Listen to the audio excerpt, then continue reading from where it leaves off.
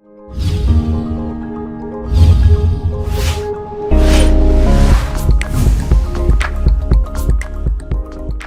guys, and welcome to the 13th episode of the Women in Nautica podcast. This is a special one because it's the last episode before we step into the second conference on Metstrade this year.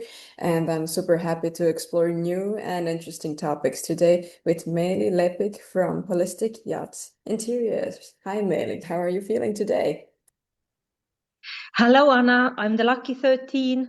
Really, really happy to be in your podcast. Thanks for the opportunity. I'm very well, enjoying the autumn turning into winter here in Estonia. That must be nice. Leaves falling and just that pumpkin spice feeling everyone is enjoying during autumn. Yes, very much deep interest scenery. Yeah. Nice. Good, good. So the name of your company already says it a bit about what you do, but I already know you had a very interesting journey that led you to your existing workplace. So for the people who are still to get acquainted with you, can you share a bit about yourself and how you came to where you are now? Yes, absolutely. I'm coming from Estonia. I was born in Tartu, a little university town in south of Estonia. And while growing up, my surrounding was about theater and academics and philosophy and psychology. So it was very natural that I joined the university and took on theology studies and psychology studies. So the start was definitely very far from yachting. And jumping forward, the yachting industry as we know it really does not exist in Estonia. It's actually a funny one because yachting, yacht, means also hunting in my language. So if I would go about, say that I'm working in luxury yachting, people think you go chasing animals, shooting animals with silver bullets or something. Oh, wow. So there is, you need to do, there's an extra layer of explanation to do. After finishing my studies, there was a question what I should do next. The theology education will really not give you the job. So you have to figure out yourself what you want to do next. And my personal life took me across the seas to Helsinki. And somebody asked me that, why don't you work on board? Which for me was really not an option, although there is a very active passenger ferry service between Helsinki and Tallinn. I didn't particularly like the sea. I was more afraid of it. And I never considered that could be, for me, a place of work. But one thing leads to another. At that point, they opened a new ferry line to St. Petersburg, and they needed crew who would speak Finnish, Estonian, and a bit of Russian. Coming from that era where I still had Russian at school, I applied and I got the job. So that was 2004, which is now over 20 years ago. I can't say I loved it.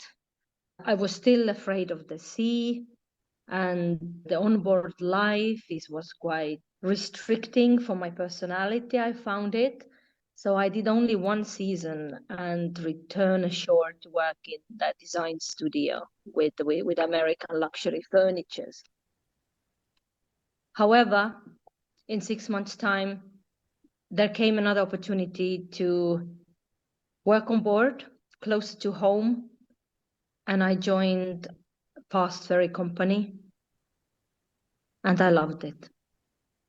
So I was a purser on board, 900 passengers and 30 crew. I was running interior and on the admin side of this operation.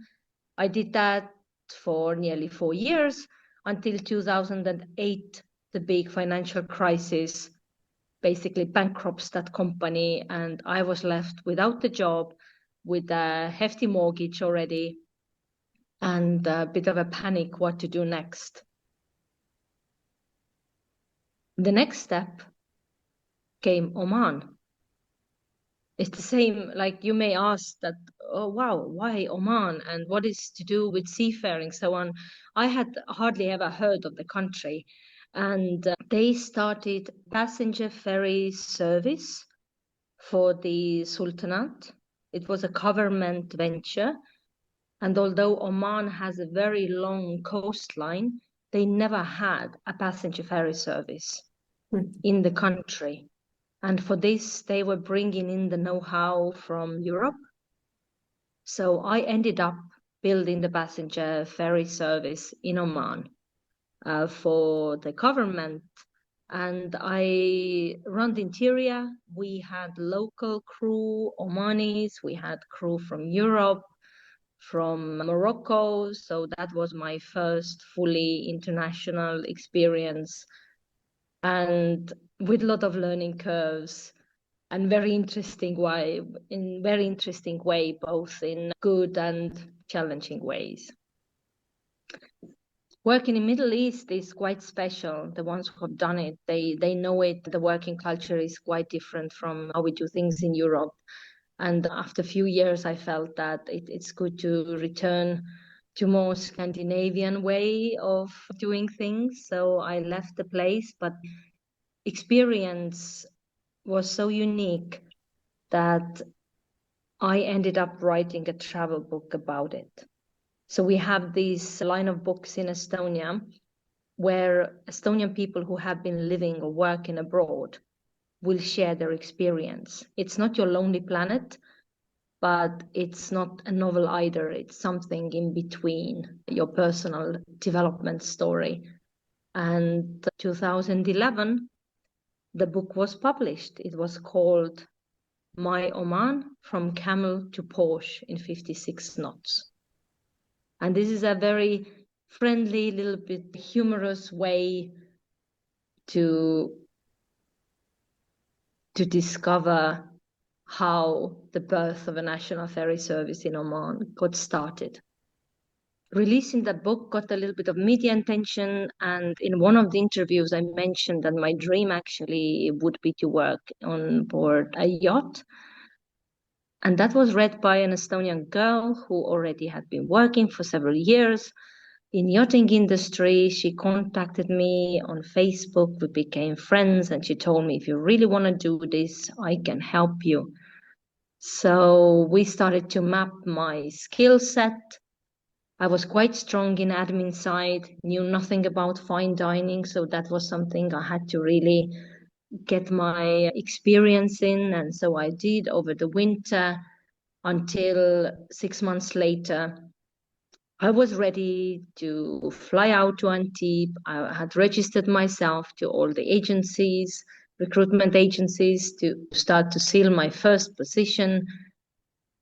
But the husband of that girl, Peter McMullen, who is a great, great friend until this day, was a captain of a 50-meter yacht with the Middle Eastern owners.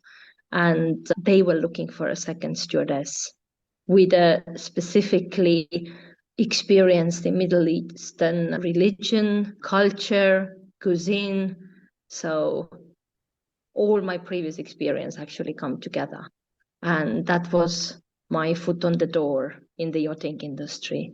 And that was now 14 years ago.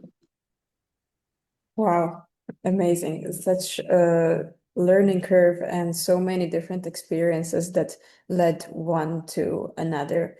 So maybe to focus a bit on the last segment, which you mentioned, and that's the working on board. What was the greatest challenge for you there? Because it was something that came intuitively, but I suppose there were some challenges. Yes, it's interesting how you put it, that it came intuitively.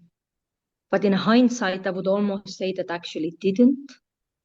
And it's a weird paradox how sometimes we can do things or be involved with activities or even decades-long careers and be really successful and good at it, while it's really not 100% us or our path.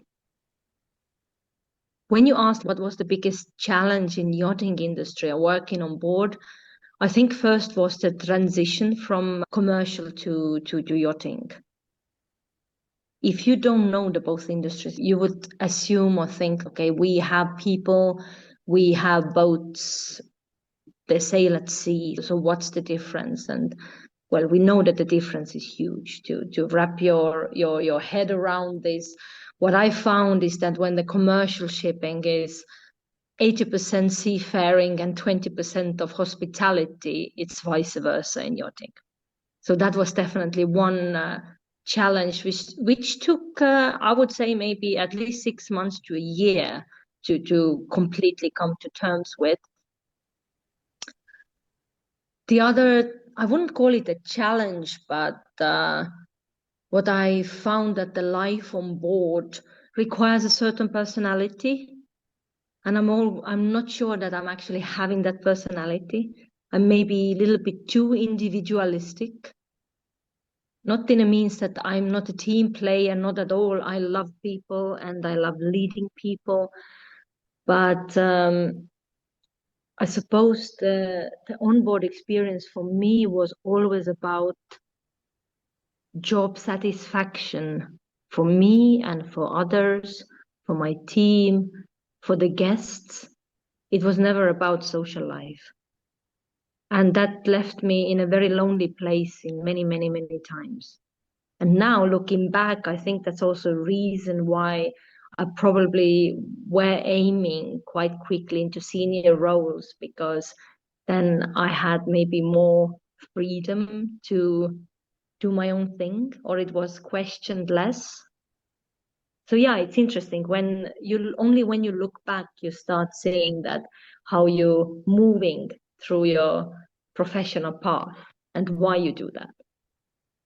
Yes, and you notice then in which segments you expand your energy more or less, and what does that have to say with your business surrounding.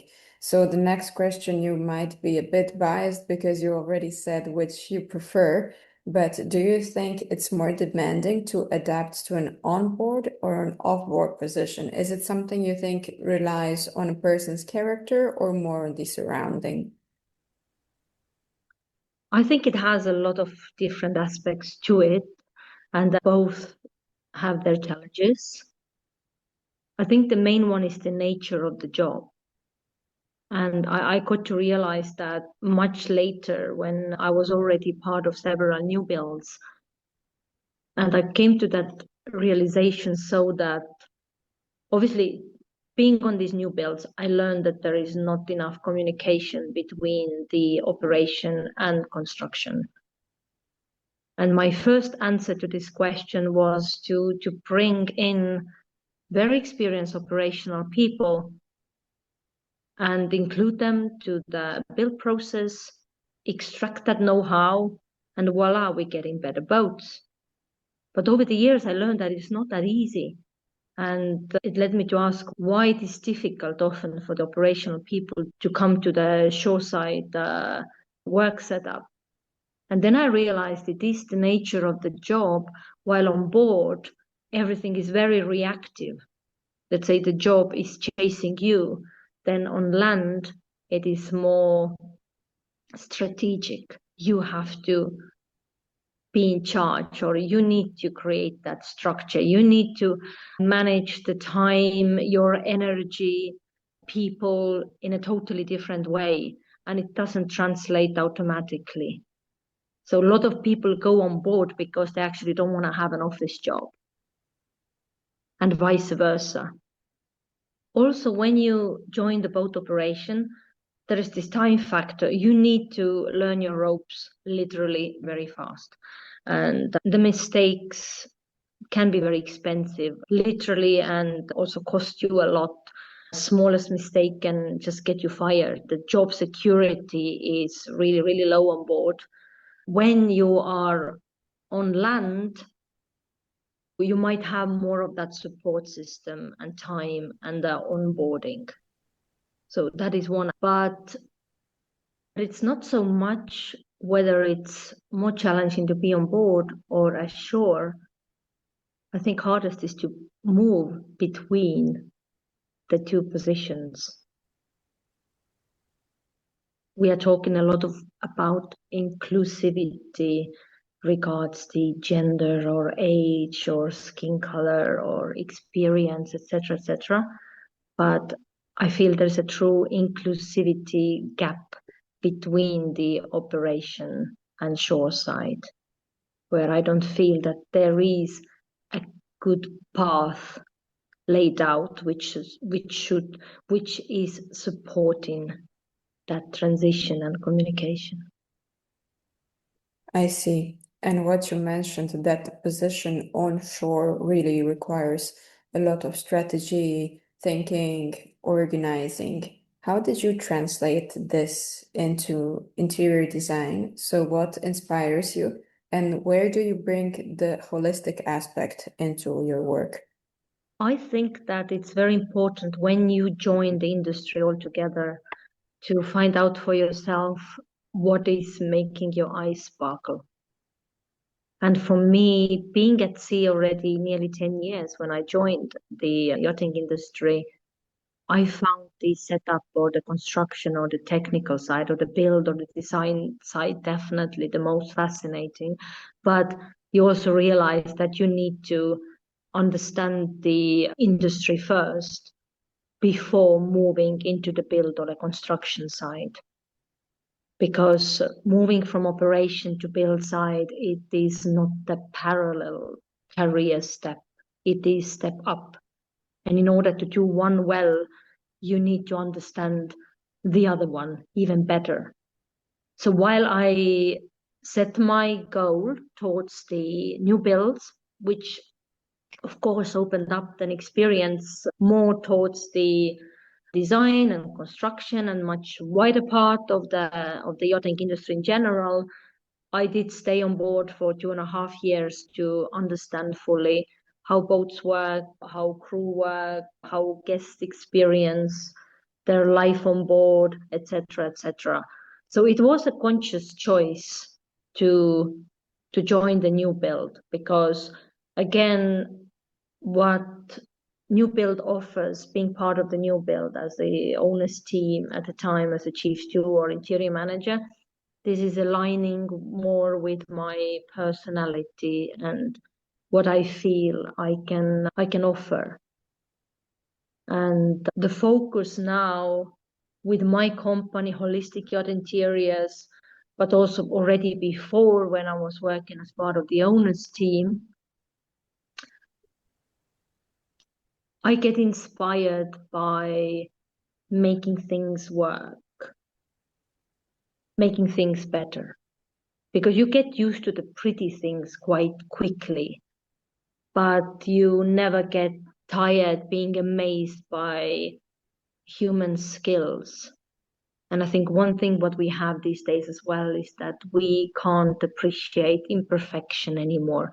Everything is higher resolution or our super fine quality.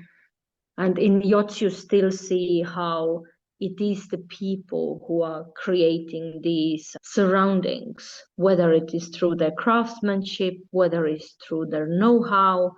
And I find that really, really inspiring. That's really inspiring for me. So while beautiful surrounding is the bare minimum, the luxury surrounding on board is the bare minimum, it is the functionality, what makes it work. Going further now, this time and era, using the more smart solutions, human-centric solutions, where the space really starts to communicate with the end users, and to do that throughout the life cycle of a yacht. I love that. Something that really struck me in your answer is how you said human-centric and also making things work. I think nowadays it's very easy to jump on Instagram, Pinterest, see how everyone else is doing, find very generic but also very pretty beige interiors and everything that looks the same. But what you said about it being human-centric and connecting with a person's intention, it also, I think, requires some skills which you developed throughout your psychology studies because you need to understand your end user on the other side, right? Yeah, for sure. I mean, it's such a cliche. We say everybody's different, but everybody is different. But what is not so different is what people are actually expecting from their surroundings. They're expecting the peace, the comfort, the functionality, intuitive way of doing things. And when we talk about the practicality and function, often people only link this with the crew, that we're talking about more storage and bigger crew cabins. But it's not only that. It is important part, of course, but it's the end user experience in general, also the guests. And sometimes I feel we almost forgetting the guests in the process, or the owner in the process, that we can sell that beautiful, beautiful image or this beautiful dream. But like a very good friend of mine who is a large yacht project manager said that anyone can draw a man on the moon. The question is, how did he get there? Okay, cool takeaway. I never heard this quote before, but I do agree. Yes, in the end, you said it might be a cliche, but we're all different. And I think it's very good that we are all different, because that's what brings the diversity and also the dynamic, not only in our industry, but in the world in general. And now coming back to the name of your company, Holistic Yacht Interiors, can you share what holistic means for you, both in business but in private as well? Yes, in work, it means the whole life cycle of a yacht, from the first intent of a design throughout the build, handover, operation, maybe a refit, maybe a change of ownership, that this whole process is continuous. And when we have in these very first thoughts, we already taken in account that life cycle.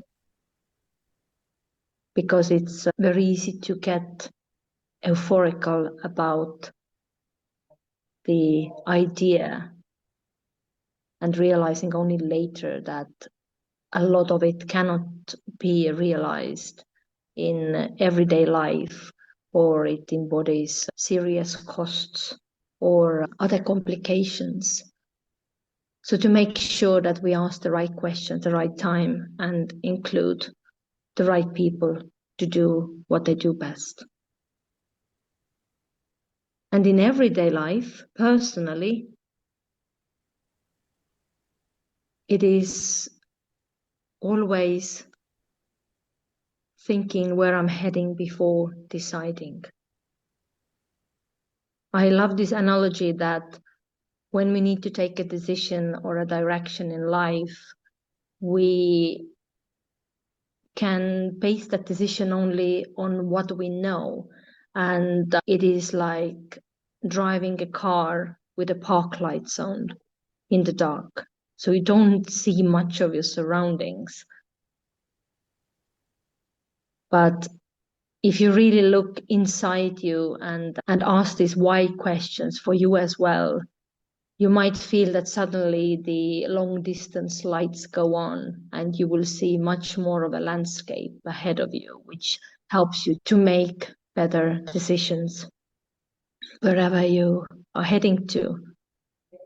And another aspect, which a lot of people tie in with the word holistic, thinking that it's something super esoterical, but it's not, is a little everyday magic. And there is a little story I heard actually today from a really good friend and an ex-colleague of mine who was visiting me this summer in Estonia. And he was really struggling to get a new job and was really, really getting to him. And then we are in this little coastal town, and there is a store which is selling these bracelets, which are made of semi-precious stones, these crystals, which are intended to support different aspects of your life. And I told him that, listen, I'm gonna buy you now this bracelet. You look around, what speaks to you, and you will buy one, you will choose one bracelet, and I'm gonna buy it for you. And he chose one green one. I don't remember which stones they were exactly, but it was supposed to support the career building and financial success and connection and so on. And I told him as well that if this breaks, don't worry, because these stones are living things. They will leave your life when they've done their job.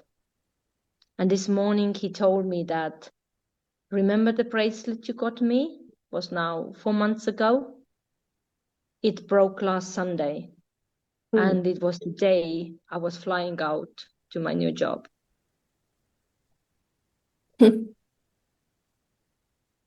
Wow. I really I think this is the first time at a podcast that I'm left speechless. I don't have a smart counterintuitive answer. People are afraid to express these things, I feel, because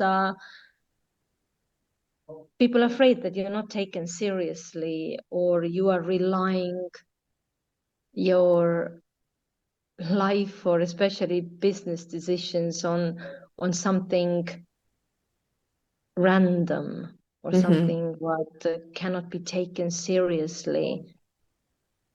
But I've grown up like that. That is the only way of living and thinking. Indeed, I completely understand. It's a cycle. And then if we're moving to industry as a broad scope, so what is the state of the boating and yachting sector in Estonia? So for the people who are not as acquainted with the country, can you share a bit? Yes, of course. Estonia is historic seafaring country because nearly 2/3 of our coastline is with Baltic Sea, and we are neighboring with other seafaring countries, Finland, Sweden, Denmark, Germany, all the Baltics. We are all connected with one sea. Many towns in Estonia were part of the historic Hansa Town Union from the Middle Ages. There were some German towns, everyone knows Lübeck, Riga. But in Estonia, we had at least 3 towns in that Hansa Union. So sea trade and seafaring is being just part of our soul and nature. Commercial seafaring is very active. We have several big ferry companies who are operating between Scandinavia, going also to Germany. There's quite a lot of people working at sea, actually. It becomes more of a good refit destination as well.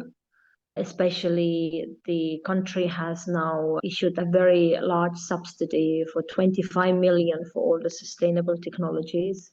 Okay, wow. And that definitely can be attractive for any green retrofit initiatives. Nature-wise, Estonia could be a very attractive destination as well. We are same size as Holland, but we have 1.3 million people. Holland has 18. So there is so much unspoiled nature. We have hundreds of little islands where people literally disappear for weeks and have that complete off-grid experience.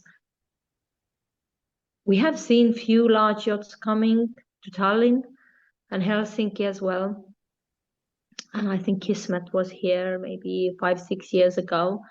But this is such an event and that it ends up in a newspaper. Yes, yachting destination, this is still something to be discovered, but it would have a potential. Some people might feel it is a little bit too far north to travel. And from the downside today, of course, the geopolitical tension is not helping, because the other big neighbor on the east side is Russia. And while we have grown up with our neighbor, then especially from people, the further they are from Russia, the more scared they are. Russia, for Russia. So that is, yeah. I understand, but still, it's very nice to hear that sustainable development is something in the country's mission, especially also in the segment of boating and yachting. That is definitely something noteworthy for different individuals and companies in the industry.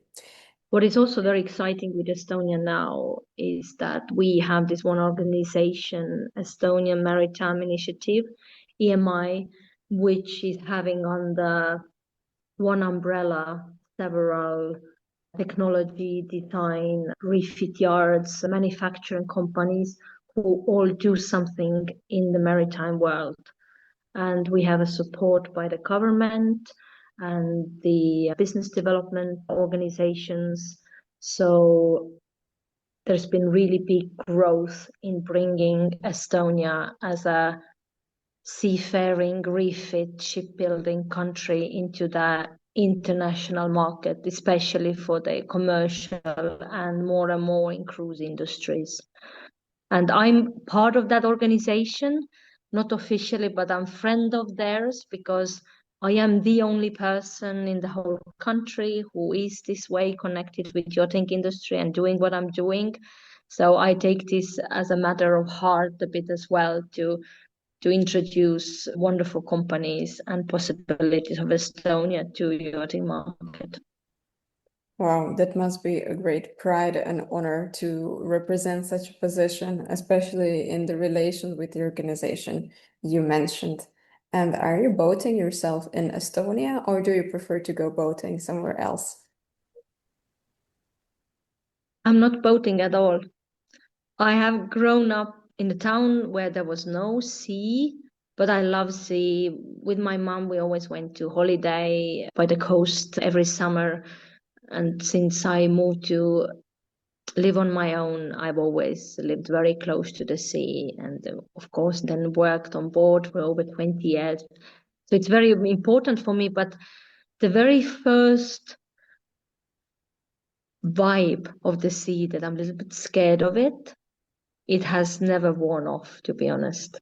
Okay, So I see. I can step on the paddle board just outside of our house on a very nice, calm, warm day. That's fine. But would having a boat be part of my bucket list? No. My husband wants to have a boat, and we're gonna discuss about that. He's born in Hamburg, so he's always connected with sea as well. So we will see how it's gonna go.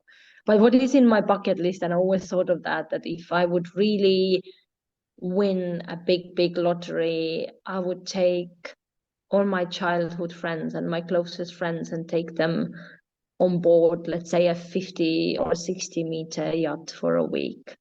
That I would love to do, to give them that experience. Nice, but I still think that either going on a windsurf or stand-up paddle or a kayak is one way to honor the water and be on the water. So I think that is also nice. And then the last question with which we usually wrap up our episodes, and this is if you can tell us and share a piece of advice for young professionals, so it doesn't have to be only young women in the industry who are looking to prosper and advance. You have a really rich experience, so what can you share? I would say the first thing is patience and focus. And being curious towards the industry, being curious towards what tickles you or what you can offer or what the industry can offer to you. But most of all, finding out what you love and consciously choosing then that direction. And this what you love may be different from what you initially thought it would be. And that's fine as well.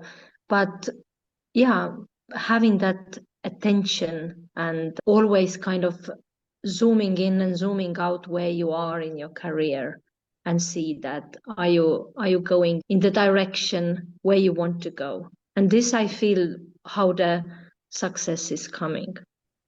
it's very easy to jump jobs for a better package or a little bit more money or a little bit more leave. But especially like for myself, I wasn't that young when I joined yachting. I was in my mid-30s already. So life is not that long that you can make too many 10-year mistakes either. So I would say that it is quite important to attend this path with a purpose. Very well said. Thank you. And to all the listeners, thank you for tuning in into another Women in Nautica podcast. I hope everyone learned something interesting and new. So, Meeli, where can people find you online and where can they reach out? I am quite active on LinkedIn. So that's, I would say, the fastest place to connect with me, and we can take it from there. I try to visit quite a few relevant industry events and shows, which I then also will advertise on LinkedIn or Instagram. You can always visit my website for the more precise description of services, which is holisticyachtinteriors.com, and come and find me when you are in some industry conference or a summit or a boat show. I'm really happy to meet and get to know you and discuss how we can make the yacht interiors better. I will most certainly do so. And for everyone else, the registrations for this year's Women in Nautica conference at Metstrade on the 19th of November are open for just a few days. So take the chance to get the last bird tickets, and I'll be very happy to meet you all in Amsterdam, because the next episode will be after the conference, bringing you a short recap. And I'm sure all of us will be full of different memories, new connections, and a lot of fresh knowledge on how to make this industry even better. Thank you, Meeli, once again. And thank you, everyone, for listening. And stay tuned for the next one.